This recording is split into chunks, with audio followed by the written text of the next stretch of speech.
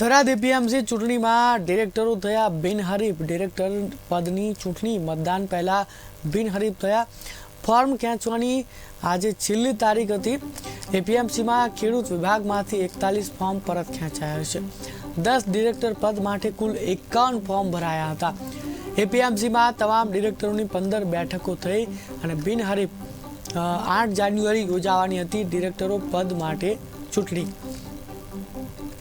Market committee થરાદની ચૂંટણી હતી, જેના ફોર્મ ભરવાથી શરૂઆત અને આજે છેલ્લો દિવસ ખેંચવાનો હતો, જેમાં વેપારી મિત્રોમાં 4, ખેડૂત વિભાગમાં 10ની જે ચૂંટણી તેમાં બધા જ જે કંઈ ફોર્મ ભરાણા હતા, ખેડૂત વિભાગમાં વેપારીમાં 15 અને ખેડૂત વિભાગમાં 51 ફોર્મ હતા.